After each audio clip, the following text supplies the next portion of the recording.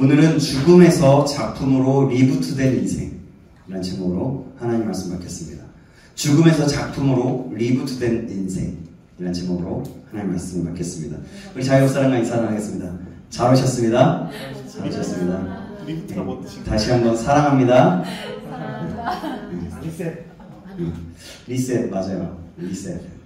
부팅 됐다잖아요. 다시 그래서 리부팅. 몰랐어. 자, 우리 다시 한번 옆에서 인사할까요? 눈 좀 마주치면서 우리는 리부트된 인생입니다.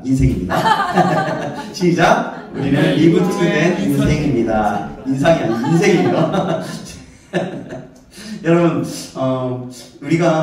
우리는 종종 나는 누구인가, 또 어떤 존재인가, 또 그리고 어떻게 살아가야 하는가를 생각하고 고민할 때가 참 많이 있는 것 같아요. 그렇지 않습니까? 맞습니다.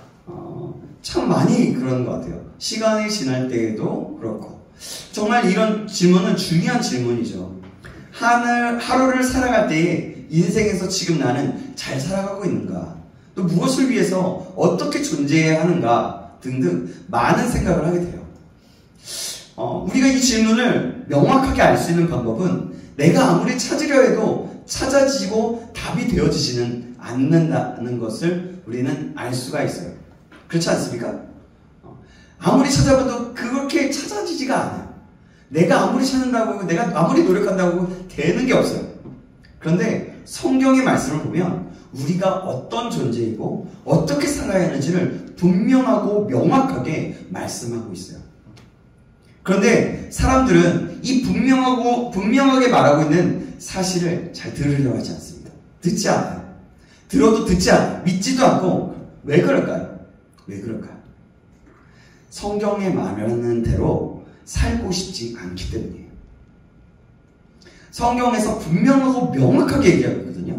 근데 사람들은 그 말은 따분하다, 그거 어떻게 사냐고 등등의 많은 것들을 얘기하면서 그렇게 살아가고 싶지 않아요. 듣고 싶지도 않아요. 다시 한번 말하지만 뭐냐면 성경대로 진리된 말씀대로 살아가고 싶지 않기 때문이에요. 그게 바로 질성입니다. 창조주의 뜻을 따라서 사는 것이 아니라 내 마음대로 살고 싶기 때문에 성경이 말하고 있는 사실을 믿지 않고 듣지도 않는 거예요. 사랑하는 여러분, 그런데 말이죠, 우리가 너무나 잘 알고 있지만 성경은 진리입니다. 아멘. 아멘. 이때는 아멘 하셔야 돼요. 성경은 하나님의 말씀이고 우리의 삶의 지침입니다. 하나님의 진리가 담겨있고 우리가 어떻게 살아야 하는지를 명확하게 보여주고 있어요. 그리고 우리가 믿어야 하는 하나밖에 없는 진리인 거예요. 오늘 본문도 분명한 진리의 말씀이 나옵니다. 정말 중요한 말씀입니다. 자, 오늘 에베소서 2장은 우리가 어떤 존재였는지 그리고 어떤 은혜로 살아나게 되었는지를 분명하게 말씀하고 있어요. 먼저 1절에 보니까 우리는 허물과 죄로 죽었던 자들이었다라고 하셨어요. 이 한 구절은 인간의 실상과 하나님의 은혜가 동시에 드러나게 되는 말씀이에요. 죽었다라는 말은 단순히 약하거나 부족하다는 뜻이 아니에요. 전혀 소망이 없는 상태를 말합니다. 아무런 소망이 없는 상태. 영적으로 완전히 죽은 상태. 하나님과 단절된, 스스로 아무것도 할 수 없는 상태를 말하는 거예요. 그래서 바울이 2절에서 3절에 이렇게 말씀합니다. 제가 2절 읽으면 여러분이 3절 읽어주겠습니다. 자, 씩씩하고 똑바로 같이 읽어주세요. 제가 2절 읽고 여러분 3절 읽습니다. 그때 너희는 그 가운데서 행하여 이 세상 풍조를 따르고 공중의 권세 잡은 자를 따랐으니 곧 지금 불순종의 아들들 가운데서 역사하는 영이라. 전에도 우리도 그 가운데서 우리 육체의 욕심에 따라 치밀며 육체와 마음이 원하는 것을 하여 다른 이들과 같이 본질상 진노의 사경이었더니. 아멘. 우리는 세상의 풍조를 따르고 마귀 권세 아래에 살았던 사람이라는 거예요. 그리고 육체의 욕망을 쫓던 진노의 자녀라고 말씀합니다. 하나님 없이 내 뜻대로 살고 싶어 했고 죄를 사랑하던 존재였다는 거예요. 겉으로는 괜찮아 보였을지 몰라도 겉으로 이렇게 볼 때는 아무런 모르잖아요. 그러나 마음 깊은 곳에는 하나님 없이도 살 수 있다고 하는 그렇게 믿는 교만함이 있었다는 거예요. 결국 하나님이 아닌 내 마음이 내가 왕이고, 내 마음이 나의 왕이고, 내가 주인이었다는 겁니다. 그러니까 내가 주인이다라는 태도가 어떤 거냐면 바로 죄의 본질이거든요. 우리가 이랬던 자들이었다는 거예요. 오늘 우리의 모습도 이와 전혀 다르지 않습니다. 세상은 이렇게 얘기하잖아요. 너는 너 자신을 위해서 살라. 성공이 전부다. 깔아뭉개라. 네가 성공하면 된다. 다른 사람 상관없다. 그냥 즐기고 싶은 대로 즐겨라. 그냥 오는 대로, 시간이 흐르는 대로 그냥 살면 된다. 그리고 나만 잘 살면 되는 거야 라고 그렇게 말하고 있어요. 속삭이고 있어요. 아니, 속삭이는 게 아니라 대놓고 말하고 있어요. 그래서 우리도 모르게 세상의 그 물결을 따라 흘러가게 됩니다. 눈앞의 욕망과 인정욕에 사로잡힐 때가 얼마나 많습니까? 여러분들 정말 그렇지 않습니까? 직장에서나 학교에서나, 학교 교수나 아니면 교수님이나 직장의 상사나 아니면 누구에게나 또 아니면 뭐 말하자면 우리 지금 이 자리에서 얘기하자면 뭐 어찌됐든 누구에게 좀 인정받고 싶고 좀 뭔가 인정받고 싶은 마음이 있지 않아요. 그래서 계속 어떻게 하면 좋을지 계속 고민하고 또 생각하고 대하기도 하잖아요. 그러니까 내 감정이 기준이 되고 내 유익이 우선이 되고 하나님보다 세상과 돈과 인정, 쾌락이 더 중요한 것이 우리의 실상이다라는 거죠. 여러분 그렇지 않습니까? 요즘에 여러분들은 SNS 하는지 모르겠습니다. 저는 그냥 누팅만 가끔씩 해요. 아주 가끔. 근데요, SNS에 좋아요 하나의 기분이 오르고 내리고 또 비교와 경쟁 속에서 내 가치를 잃어버릴 때가 얼마나 많이 있습니까? 예전에 SNS에 좋아요 눌렀다고 오늘 16개나 잘 80몇 개, 100몇 개 나누면 좋잖아요. 근데 예전에 전 그렇게 많이 인기는 없었지만 어쨌든 좀 많이 있으면 이만큼 눌러줬네? 그러면서 좋아하는 저의 모습도 있었던 것 같아요. 어쨌든 여러분들 지금 우리의 모습이 혹시나 그렇지 않느냐는 거예요. 그런데 성경은요, 이런 우리를 향해서 분명히 말씀하고 있어요.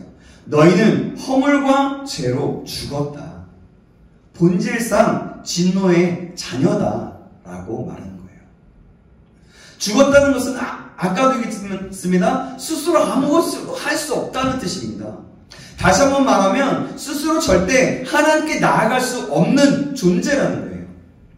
아무리 노력해도 아무리 선행을 쌓아도 착한 일을 해도 죽은 영혼은 스스로 하나님께 나아갈 수 없습니다. 하지만 놀랍게도 이 죽음의 자리에 있는 우리에게 하나님께서 먼저 다가오셨다는 거예요. 먼저 우리를 찾아오셨다는 겁니다. 자, 에베소서 오늘 보면 이 4절 5절 말씀입니다. 4절 말씀 제가 읽고 여러분이 5절 읽어주시겠습니다. 긍휼이 풍성하신 하나님이 우리를 사랑하신 그 큰 사랑을 인하여 허물로 죽은 우리를 그리스도와 함께 살리셨고 너희는 은혜로 구원을 받은 것이라. 아멘. 할렐루야. 아멘. 정말 놀라운 말씀이에요, 여러분. 자, 잘 따라오세요. 하나님은 죽은 우리를 그냥 내버려두지 않으셨어요. 우리의 죄를 보시면서 진노하시고 화도 내시고 진노하셨지만 동시에 그분의 긍휼과 사랑이 우리를 붙드셨다는 거예요. 이 긍휼이라는 단어는 어떤 것이냐면 부모가 자식을 불쌍히 여기는 마음을 표현할 때 쓰는 말이에요. 부모가 자녀의 고통을 볼 때마다 느끼는 속 깊은 연민과 아픔을 뜻하는 겁니다. 그러니까 자녀가 아무리 잘못해도 부모는 미워하지 못하죠. 자녀를. 그죠? 그렇잖아요. 아무리 죄를 져도 아무리 해도 오늘 우리 예배 때 오늘 복음 우리 세가족 추첨주일에 목사님 말씀하실 때도 마찬가지 그 말씀하셨잖아요. 그렇잖아요. 부모는 미워하지 않아요. 아이들을, 자녀를. 오히려 안타까워하고 불쌍히 여깁니다. 더 품어주려고 하십니다. 사랑하는 여러분. 그런데 이 마음이 말이죠. 어떤 거냐면 바로 하나님의 마음이에요. 하나님의 마음. 우리를 향한 하나님 아버지의 마음이라는 거예요. 하나님은 그런 긍휼과 사랑으로 우리를 그리스도와 함께 다시 살리십니다. 죽은 우리를 살리셨다는 거죠. 십자가에서 죽으신 그 예수님을 살리신 그 능력으로 우리 안에 죽은 영혼을 다시 일으켜 주셨습니다. 바로 이것이 예수님의 대속적인 사랑입니다. 이것이 여러분 은혜인 겁니다. 이것 우리가 잘해서가 아니에요. 우리가 어떠하다고 되는 게 아닙니다. 우리가 착하게 살아서도 아닙니다. 오직 하나님이 우리를 사랑하셨기 때문입니다. 우리 8절 말씀 볼까요? 8절 말씀 같이 한번 읽어보겠습니다. 시작.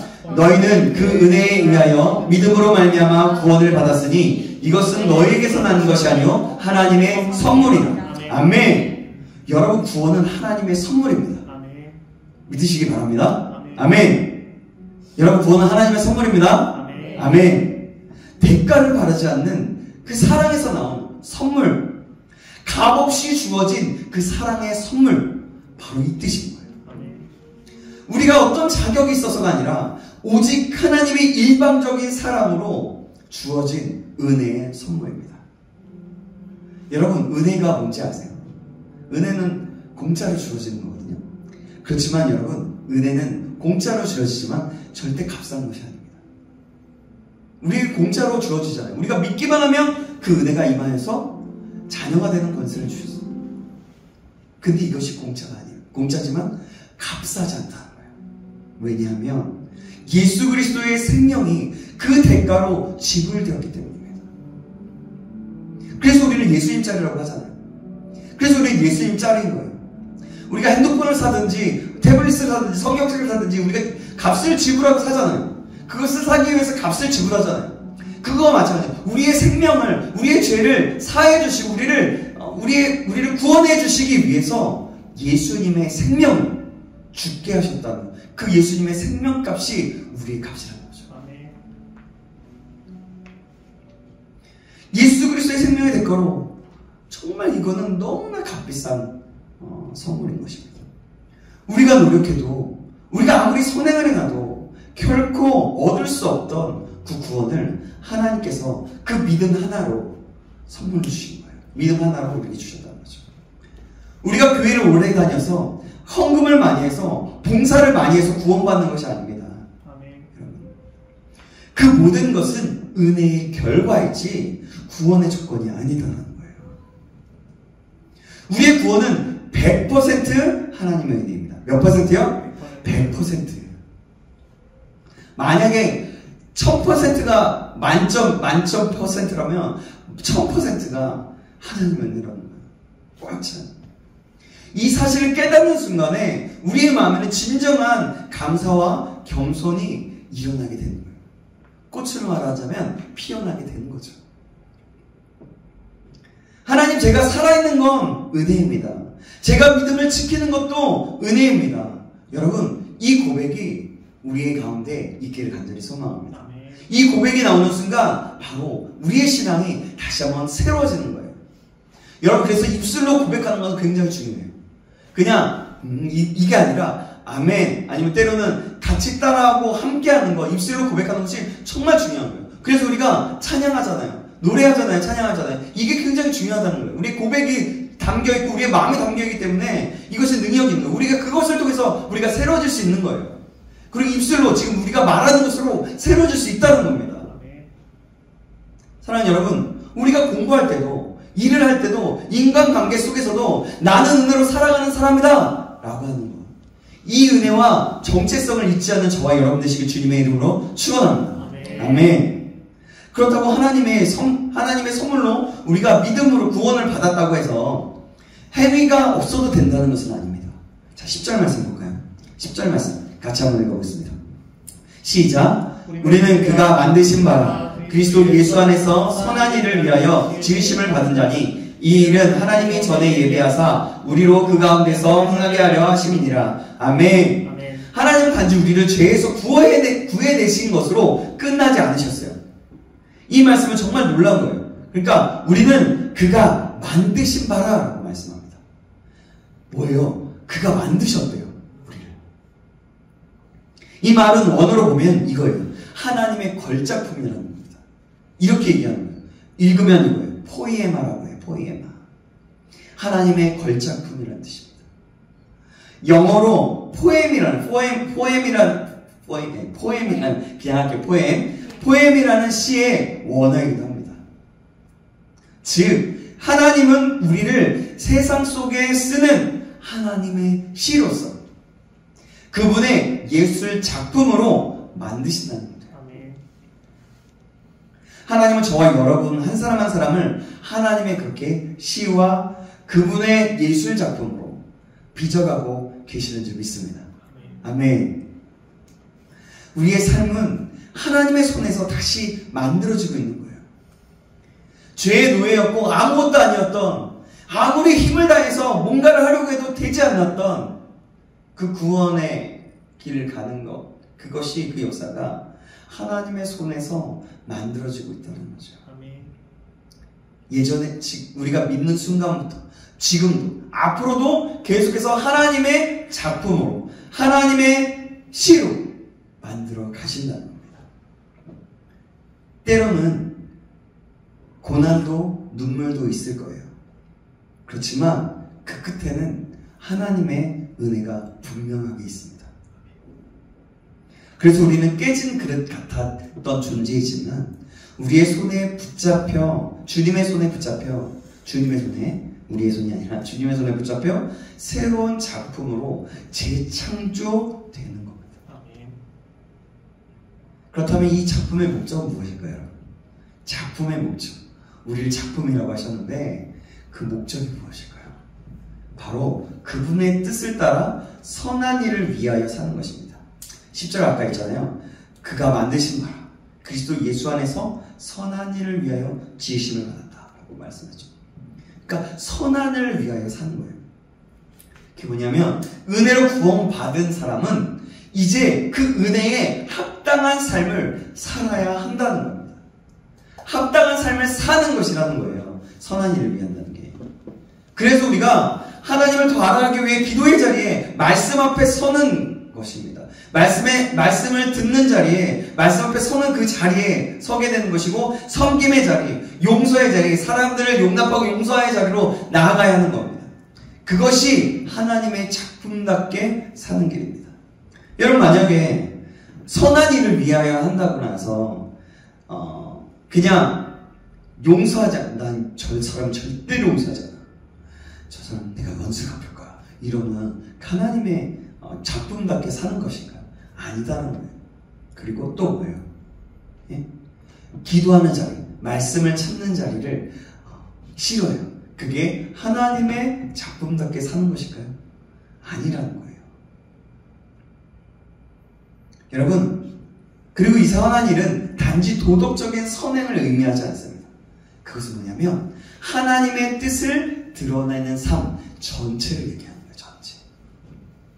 가정에서, 직장에서, 교회에서, 학교에서 사람들을 섬기고 용서하고 사랑하는 것, 그리스도의 향기를 흘려보내는 삶을 얘기하는 겁니다. 그래서 여러분 이렇게 나가길 바라요. 직장에서는 정직함으로, 정직과 성실함으로, 가정에서는 그 가정 한 사람 한 사람을 사랑함으로, 교회에서는 또 사랑으로 뿐만이 아니라 섬김으로 선한 일을 보여주시기를 원한다는 거예요.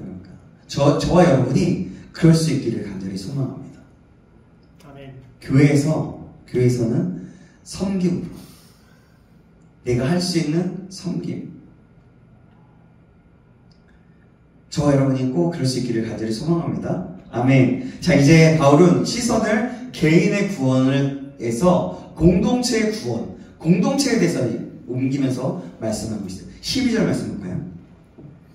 12절 말씀 여러분이 큰 소리로 함께 한 목소리로 읽어주시겠습니다. 시작! 그때 너희는 그리스도 밖에 있었고 이스라엘 나라 밖의 사람이라. 약속의 언약들에 대하여는 외인이요 세상에서 소망이 없고 하나님도 없는 자이더니. 아멘.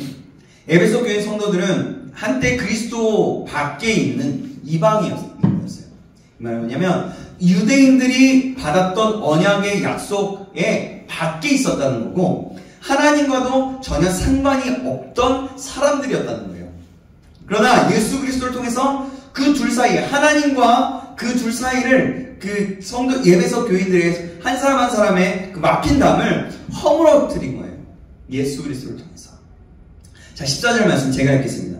그가 우리의 화평이신지라 둘로 하나를 만드사 원수된 것 곧 중간에 막힌 담을 자기 육체로 허시고. 아멘. 이 막힌 담은 단순한 갈등이나 오해의 벽이 아닙니다. 인간의 죄로 인해서 하나님과 단절된 담을 얘기하는 거예요.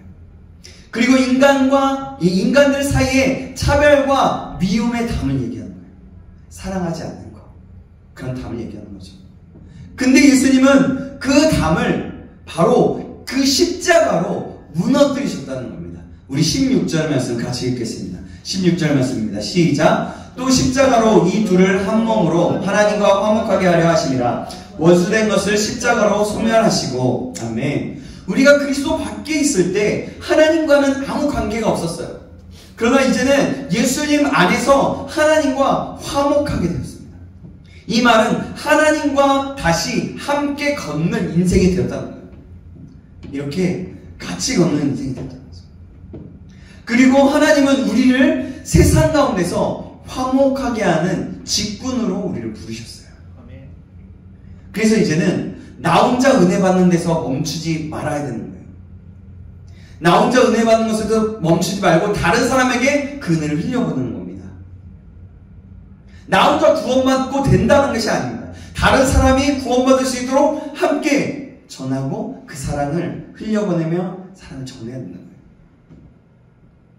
내가 예수님 앞에, 하나님 앞에 용서를 받았기 때문에, 받았으니까 용서하고, 내가 사랑을 받았으니 사랑하고, 내가 새 생명을 얻었으니 다른 사람에게도 생명의 복음을 전해야 한다는 겁니다. 그것이 바로 하나님과 화목한 자의 삶인 거예요. 저와 여러분이 이 사실을 꼭 기억함으로 나 혼자 있는 것이 아니라 다른 사람에게 그 사랑과 은혜를 흘려보낼 수 있는, 또 더 나아가서 복음을 전할 수 있는 그런 하나님의 사람이 되시길 주님의 이름으로 축원합니다. 아멘. 자, 19절 말씀 보시겠습니다. 제가 읽겠습니다. 그러므로 이제부터 너희는 외인도 아니요 나그네도 아니요 오직 성도들과 동일한 시민이요 하나님의 권속이라. 아멘. 여러분, 이 말씀은 우리 신앙의 정체성을 새롭게 하는 그런 선언과 같은 거예요. 이제 우리는 하나님의 나라의 시민이고 그분의 가족이 된 겁니다. 누구로 인해서? 예수 그리스도로 인해서. 예수님의 친구가 되기도 하고 예수님의 형제가 된 거예요. 하나님의 자녀가 된 것이고, 결국에 우리는 하나님의 가족인 거예요. 말하자. 정말 놀라운 거 아닙니까 이게? 창조주 하나님께서 나의 가족이고 나의 아버지시다. 이건 정말 놀라운 사실입니다. 우리가 이미 알고 있고 많이 들었다고 해서 들었기 때문에 이게 그냥 막연하게 그렇다고 생각할 수 있는데, 진짜 본질적으로 가고 깊이 생각해보면 이건 정말 놀라운 사실인 거예요.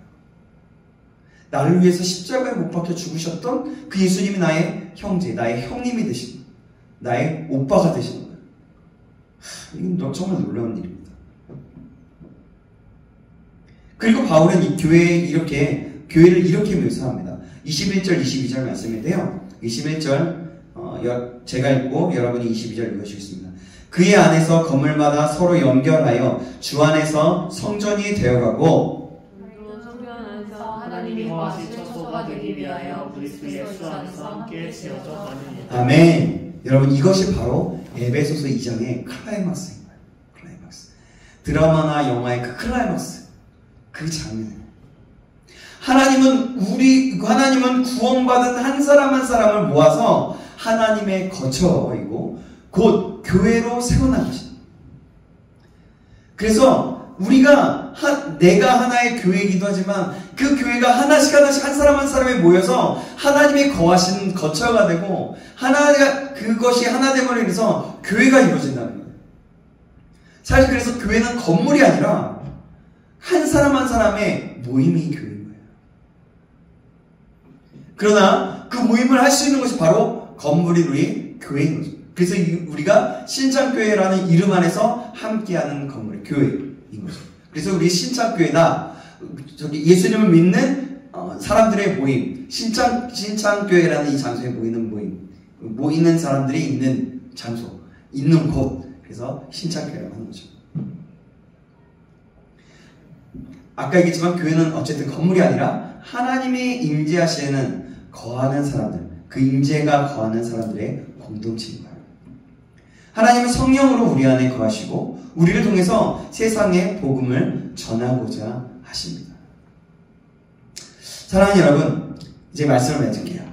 우리는 허물과 죄로 죽었어요. 그러나 하나님의 큰 사랑으로 그리스도와 함께 살리심을 받게 됩니다. 이것이 복음이고 이것이 은혜입니다. 이 은혜는 단순한 교리적인 어떤 사실이 아니라 매일의 삶을 변화시키는 하나님의 능력입니다. 오늘도 이 은혜를 기억하면서 감사로 내일마다 일어날 때 감사로 하루를 열고 사랑으로 사람을 대하고 섬길 수 있게 되기를, 그리고 하나님의 뜻에 순종하는 삶을 살아가기를 주님의 이름으로 축원합니다. 아멘. 하나님은 오늘도 여러분을, 우리 한 사람 한 사람을 그분의 작품으로 만들어가고 계십니다. 그 작품을 통해서 하나님은 세상에 당신의 사랑을 보여주길 원하십니다.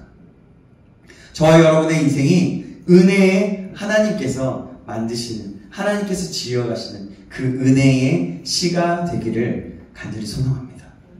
우리 모두가 하나님의 사랑으로, 그래서 세상을 밝히는 하나님의 시인이 되고 또 하나님의 작품으로 다시 한번 살아가기를 간절히 소망합니다. 하나님의 사랑 안에서 그 뜻을 따라 하나님의 사랑을 보여주는 자, 하나님의 선하신 일을 함께하는 자가 되기를 하나님께서는 원하시는 겁니다.